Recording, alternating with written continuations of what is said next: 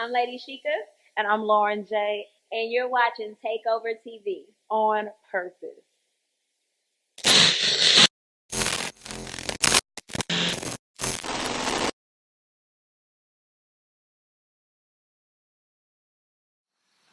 Talk about vacation, huh?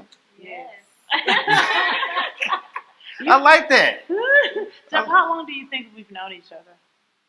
Let me see. Let me take a guess at it. I want to guess no ages. Because I ain't trying to offend nobody. I ain't trying to get no chairs thrown at me. I say about 15 years. You think we've known each other about 15 years? Yeah. Really? 2? Months. No way. Seriously? No way. Seriously? You can't convince me. Are you serious? No. You can't. 2 months? Sheik and I have only known each other 2 months. No way. Seriously? No. We met prior to us. Yeah, one doing the show time. One time. Literally, for like 20 minutes, wasn't Yeah, it? about 20 minutes. Yeah, for about 20 minutes. Seriously. So this combo's been together for 2 months. 2 months. Yeah. Okay, how'd this happen? Because y'all got such, y'all like, let's see, what's the word I'm looking for? Chemistry. Yeah. Chemistry is just like It's just natural. Right. Right. Yeah. And we finish those sentences, and we say stuff at the exact same time. Yeah, at the exact same time, y'all finish sentences. It's like y'all been knowing each other since like 5th grade or something like that. Right. I don't know how it happened. I just think, The I Lord. God, it was a divine. Because I told you when we met, I was like, we have to work together. We have to do something. You know, like, I don't meet a lot of women that I feel like I have to work with right away. I have to know who they are. I have to know, like, what it is. But Lauren, it was different. Like, we sat, and I think you were telling me about your book or something like that. And it was just like, We just clicked, connected. yeah. But we never did anything. We never Anything worked. after that, right. I don't know how many months ago that was. It was whenever Dad Lathan had that grand opening. Yeah. Because that's when we met. And then I would say about Charles reached out to me about doing the show, Soul Sisters, and he was like, you're gonna have a co-host, and it was Sheikah. And I was like, oh, that's awesome, because we said we wanted to do something together. And we had only met for like 20 minutes, and that was it. And so the first time we like went to the we met with Charles, he was like, okay, y'all's assignment is to hang out with each other and start just working on just getting to know each other. And then we went, we ate. And it was like I was talking to my homegirl that I've known for years. It wasn't trying to put on, you know, it was just like genuine conversation, sharing our stories. It was genuine. It felt natural. It wasn't forced. We was laughing and hee-heeing and ha-ha. People would walk in and would think we've been friends for 15 years. Right. See, I knew it was a trick question when you asked me, like, how long you think we known each other? I said, I'm not going to say 20-something years. That's too obvious. I won't go say a year, because I'm like, that's impossible. Yeah. And then I missed it by a whole mile, 2 months. Yeah. So what location did y'all meet at? It was at a mutual friend's event.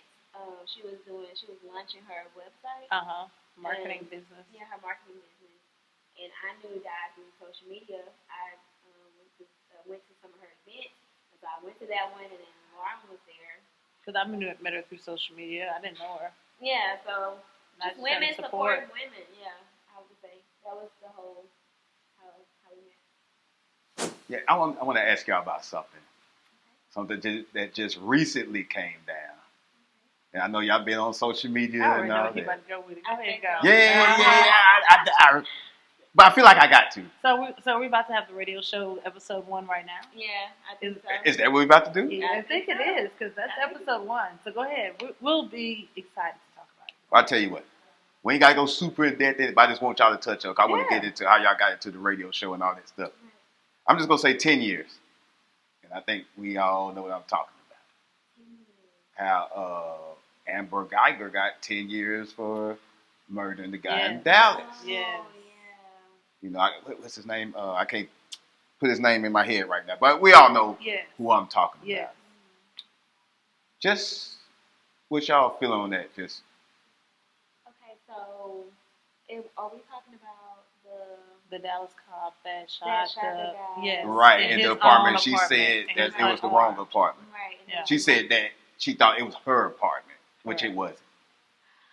10 years is a slap on the wrist, in my opinion.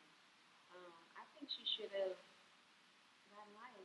You took a person's life, an unarmed man, for one, and then I just get sick of seeing it happen so often to our African American men. Right. And that's my frustration. But I hadn't followed the story much. But for me, 10 years is not enough. Now when we got dope dealers doing 20 and 30. Exactly. It's just For non-violent crimes, for right? non-violent crimes, exactly. And I think these police officers who do act out of fear or anger or just plain old racism, they're just getting away with it. Yeah. And like you said, you have rapists and child molesters who get off easy as well. Like, I would think something like that, 10 years? No, you took someone's life. You played God in that moment. Right. And, Right. I knew she wasn't going to get life. I just knew that wasn't going to happen. Because then you're setting the trend, so everybody behind us is going to get life, especially being a cop. So I knew she wasn't going to get life. But I figured maybe she would get close to about 20 hard time. If she would did 20 hard time, I think people would have been decently okay with that. Yeah. But we talk about 10. Yeah. I know people that stole stuff. They got 15 and 12. Right, You know what I'm yes. saying? Yes. So I think 10 years. I mean, yesterday she got convicted of murder. But I think we all should have known something was going to come behind that. Like, okay, that's half of it. The other half is the sentencing, where the other half of the justice is supposed to take place, which didn't. But not saying that we should settle, but she didn't get off like the rest of these cops have been getting completely off. Yes, I agree. So we got a small token of justice. We didn't get what we deserved or what we should have got, but we got something. And hopefully we can build off that something. Now, that might not be a popular opinion, but it's better than what we had previous, where the cops were just going free and going to get a job and living their life and not having no accountability of whose life that they took. You got an input, or you kind of just pretty much on her? Yeah, I agree with both of you, honestly. I mean, I felt, emotionally, I'm a mother of 2 boys. Right. And so if it was my son, I would have expected you to get life. But I agree with you as well. We have to live in reality. We knew she was gonna get life. Right. 20 years would have made me feel better. 10 makes me feel like, okay, well, maybe we just got to start somewhere. The same day you plant a seed ain't the same day you eat the fruit. Right. So that's the feeling that you have. Now, there's another half to this, though. I don't know if you know it or not, that the deceased brother actually hugged her. He did. And forgave her. Now, I will say to that, because I am a very big advocate for healing. Right. I do believe that that was huge of him. Right. And it freed him. Mm-hmm. Because healing and forgiving is not about the other person. It's about you. Right. And it's about your ability to move forward. And when you harvest hate and anger and resentment and all of those negative connotations that don't edify who you are as a person, it holds you back from who God is calling you to be. Right. So I do agree with him handling it the way he did, because at the end of the day, to be absent from the body is to be present with the Lord. So as long as you're a believer, you was winning anyway. Right. Don't really matter how you had to go out, you was winning anyway. But at the same token, as the family, in order for them to move forward and to be able to find purpose and to continue to heal, you gotta forgive. You gotta forgive. That's the biggest thing. That's the thing that's not attractive, that most people don't want to do. Not the popular opinion. Yeah. I'm gonna be totally transparent here, and I am not a man to lie. Yeah. He's a bigger man than me in that instance. Because I couldn't touch her. If I'd have touched her, I'd have punched her and uppercut her and kicked her until I got tired of kicking. I know we're supposed to forgive, but I think at that present moment in time, I would not be able to do it. And I don't know if I would been able to do it. Yeah. And I'm just being totally transparent here because you took out my innocent brother who was minding his own business. You killed him. I'm not going to get another one of him. Correct. You know, I'm not going to, and I've looked through Facebook, it's going both ways. People fighting about it. I'm not going to fight about it. Now, me, I'm not going to criticize him for what he did because that's him. He got to walk in his own shoes. I can't walk in his shoes. But if it were me, I'm just going to say I wouldn't be able to flat out do what he did. But I think that's why God knows who to give certain pains to, because He Right. knows what we can handle. Because I'm pretty sure there's things that you have experienced or done or has happened in your life that if you said it to me, I'd be like, oh, I don't know if I'd be able to do that. Right. And you'd be like, well, Lauren, I was able to do it. You see what I'm saying? Like, Right. everybody has that thing that they can handle.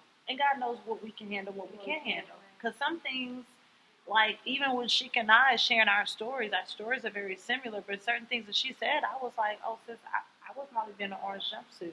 I don't really know if I can. Yeah, I'm going to be transparent. I don't really know if I could do all that. Right. So I always feel like He knows, like, who can handle what without you just going too far. That's true. And I believe that. So I'm glad He didn't give us that. Right. We didn't give you that, or me. I don't know. I'm with you. I would have had to struggle with it. Right. But, I'm glad that wasn't one that I had to enjoy. he was like, Lauren, you are strong enough for that. It made him a bigger person. We're not saying that we would have reacted the same way. Because I don't know how I would have reacted in a situation where my son was killed, by someone. I could tell you what I would have done, but I probably got some time. I've been right there next to her getting sentenced too.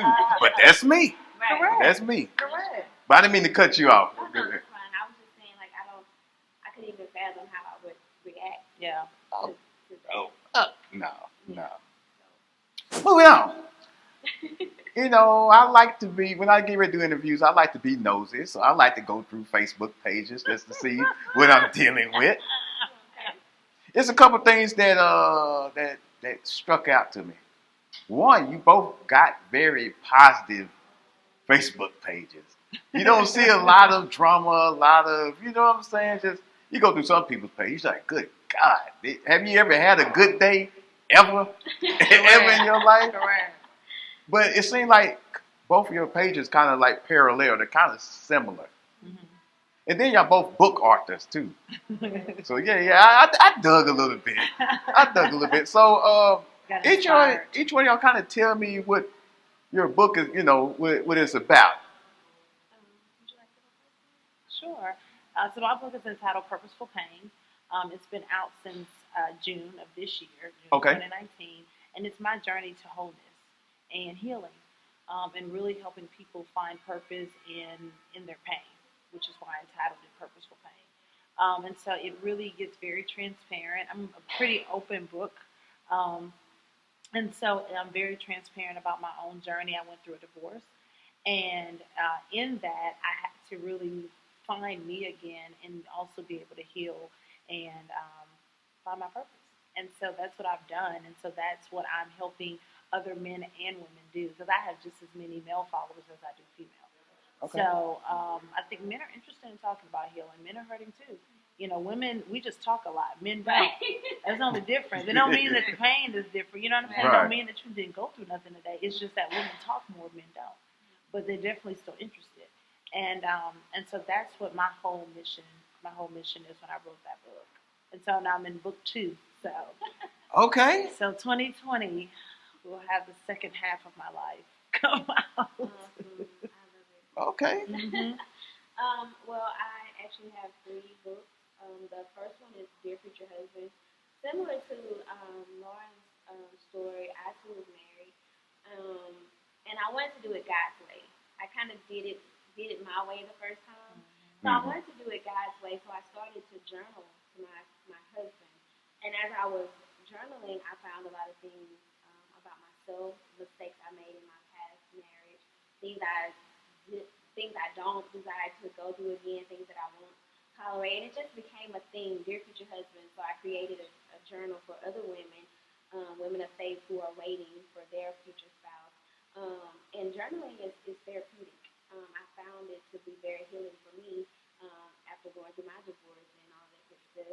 And so I also have a short read entitled Wife in Waiting.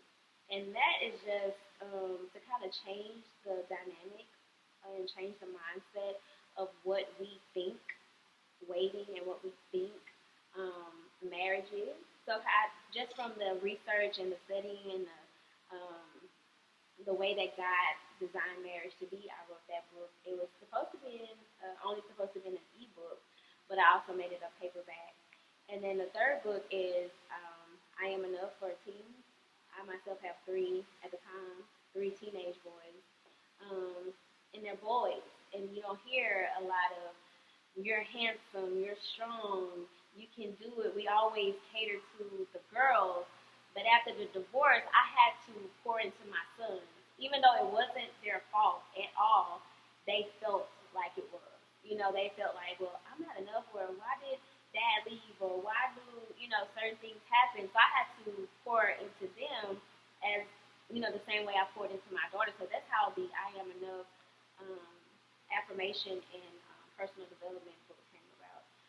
And I, too, am working on another book project. It's called I Am Enough, but this one is for women. Wow. Not only did you write one book, y'all both working on the second book. Yes. Multiple. Yes, multiple books. Impressive. So, okay, now tell me how the radio show came about. Is it going to be called Soul Sisters? Right? It is. From 3 to 6? 3 to 6. Now, what are y'all going to talk about for 3 hours? Oh, baby, we can talk about a lot of stuff. Why am I Girl. not surprised? So, I think Lauren mentioned earlier that Charles reached out to me about it because he's taken over KOKA. Shout out to Charles for doing that. He's doing an amazing job. Okay. Charles Johnson. He reached out to me about it, and he told me that Lauren would be my partner, my co-host. Right. And he picked us because of the things that we're doing. We already have like a platform. Lauren has her tribe and I have mine. The awesome thing about that is now we get to bring them all together. And so we got all kinds of good stuff we're going to talk about on our show. Yes. So our target is the millennial woman. Mm-hmm. So it's going to be a lot of good stuff. We'll definitely be talking about things that are thought evoking. Things that really kill the myths. So I thought you were going to ask us about this Fantasia video. Yeah. I thought that's what you were going to say. I thought you were going to ask us, because men have been very interested in the word submissiveness and how women feel. Well, you know what? I'm so glad y'all brought that up. You see? So that is actually going to be a part of our first episode is talking about that. So really helping to dispel the myths and really helping us as a culture, not just women, but men as well as a culture, because I do believe we're going to have a lot of male followers because men want to know what women are thinking. Yeah. They want to know. Yeah. And so really try to dispel those things and really help women heal, be whole women, because sometimes we have whole conversations with broken people. Yes. Broken people can't have whole conversations. Right. And so that's going to be kind of what we're talking about on the show, talking about things that women deal with, our challenges, personality things we heard Grandma and them say that still really wasn't right. Unconventional. Yes. Identity crisis, because we suffer with that a lot. Mm-hmm. Yeah, so it's going to be awesome. We're going to be in your business. Yes, we're going to shake up. We're going to shake up the foundation a little bit. Yes, we definitely will shake up the foundation. So real quick, do y'all agree with Fantasia? Yes, I do. Yes, I do. I think submissiveness is sexy. It really is. Yes. And people don't understand that because a lot of times we fight between submissiveness and slavery. Because a whole person you don't mind submitting to because you trust them. But someone that has broken your heart or someone that is broken, you typically don't trust that person. And so while they're trying to impose their thoughts, their faith, their ideas on you, a lot of times you find that women, especially alpha female, is going to push back. But it's not pushing back because your idea isn't good. It's pushing back because we don't trust you based on what you've probably done before. And so sometimes I do think in our culture we have taken submissiveness completely out of context and we've made it almost like a slavery type thing. You do what I say. I own you. You know, I could. You think about. I'll never forget this interview I heard with Tina Turner after she got divorced from Ike. She said she dated this guy for I don't know 20, 30 years at this point, and and they were like, Tina, why don't you marry him? He's such a great guy. She said, because I don't want to be in a man's property again. I don't want to be a man's property again. And so when you think about it, that's really how a lot of women feel, especially in our culture. We feel like you're not going to tell us what to do. And it's not about being told what to do. It's about being equally yoked. And it's about us doing the slow dance of submissiveness. Because a man that's submitting to God, you shouldn't have a problem submitting to him. If I know you submit to God. Right, and I think men abuse it. Mm-hmm. I think Fantasia husband said it's not about the power, it's a gift. Correct. For your wife to submit to you. And I think a lot of times women feel like, especially now because we are entrepreneurs and we're becoming millionaires by the second, and it's just like, what can you do for me? And even though that's not, the Bible, if we're Bible people, I don't care how much money my husband has if I make more money than him. But we've been taught, we've grown up in single homes where our mom's the mom and dad, or we feel like we're forced to be the mom and dad in our household. And then when this guy comes along and he's telling you, no, we're going to do it this way, we're going to budget this way, you're like, what? I've been doing it this way and it worked for me. So I think it's just trying to shift the mindset of the women in our culture, especially about that independency thing is going to get you in trouble. Yeah.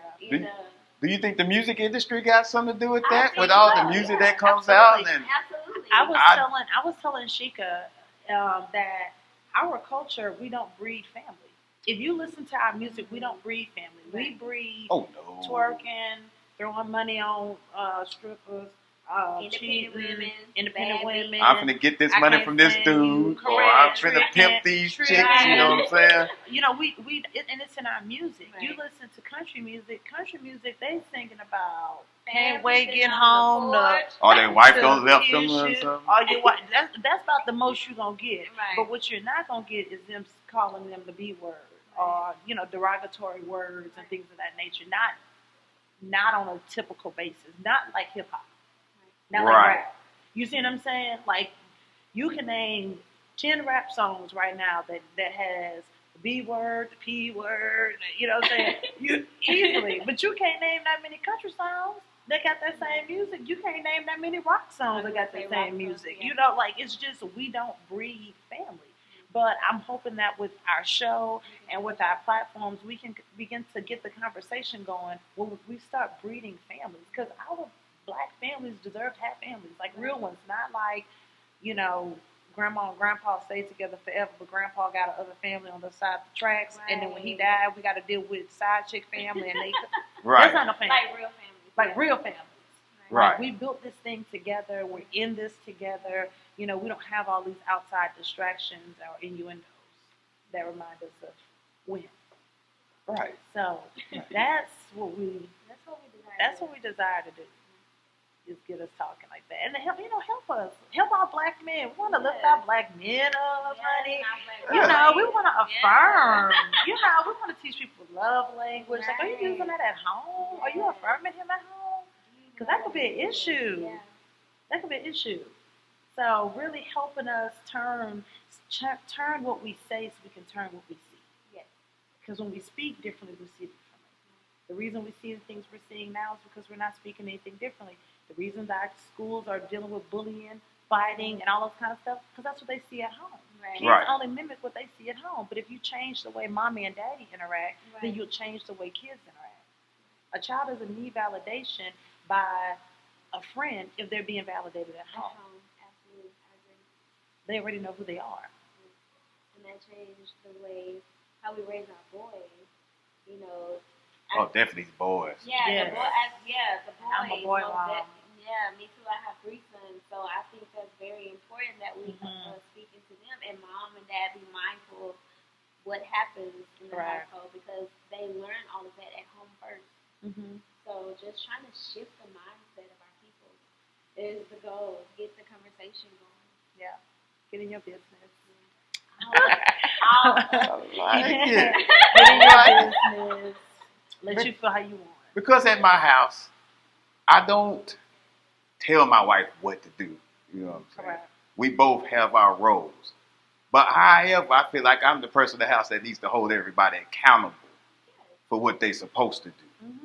And if there's a big decision to make, we'll talk it over. But I'll make the call. And if I made the call wrong, please get on me. Because I need to be held accountable as well. But I'm not going to tell her where she can and can't go. You need to be back at this time. Hey, you grown. I ain't got time to tell grown folks what to do. Right.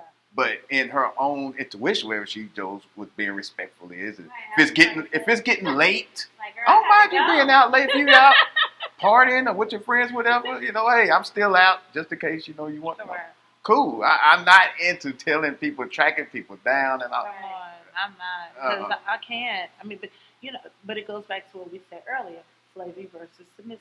Right. When you was a slave, Right. you was getting tracked, right? Right. You couldn't be Right. out talking to slaves all night long. You Right. get on to The house. the outhouse.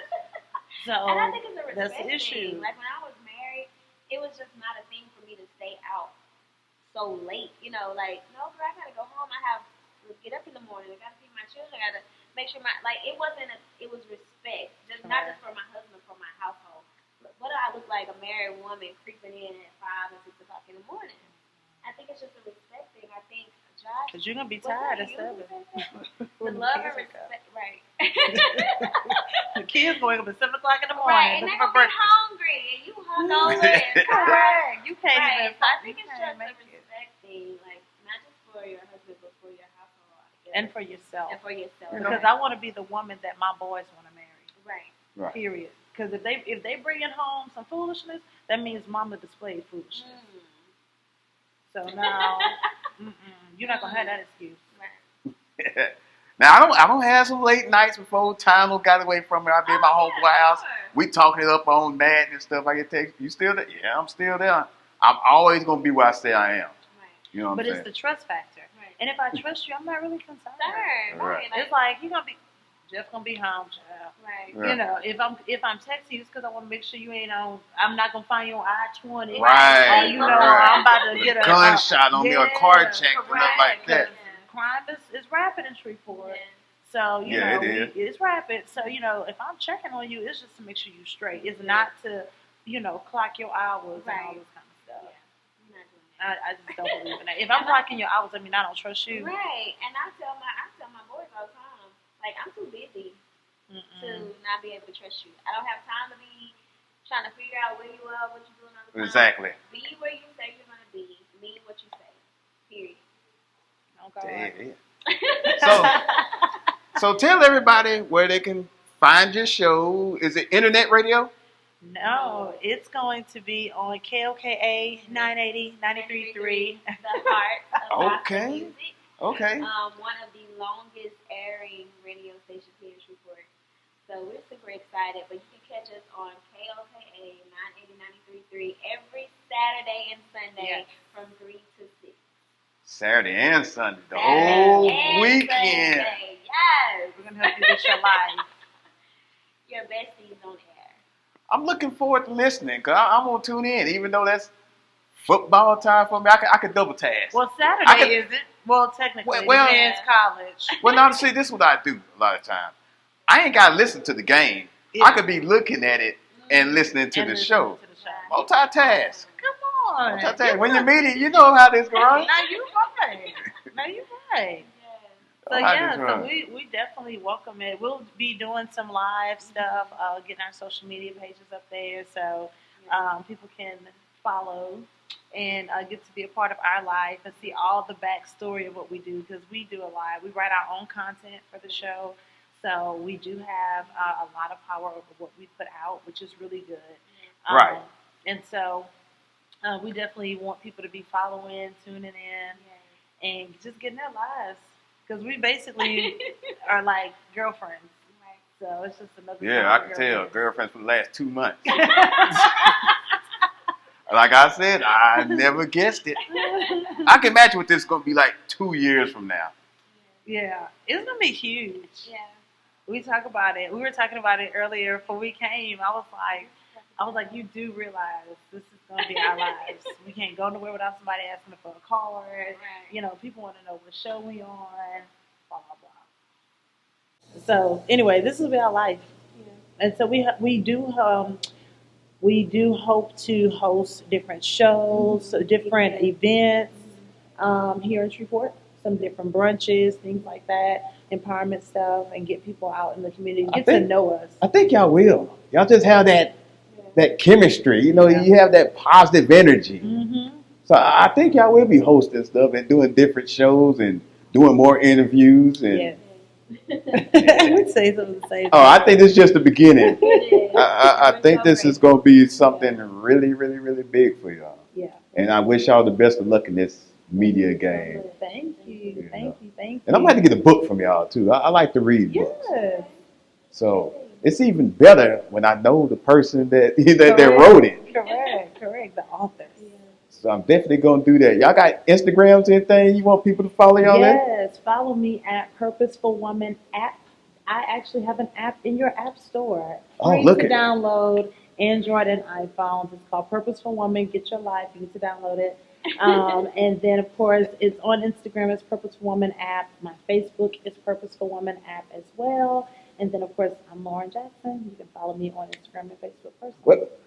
Don't you do another podcast too? I do. I do. I have I thought Woman podcast, and it's also on the app as well. I do Facebook Lives every other week, so we really get down to the nitty gritty on there. And then I also have another podcast with me and two of my other best friends that we have been friends for 15 years, and it's called Insecure Moms.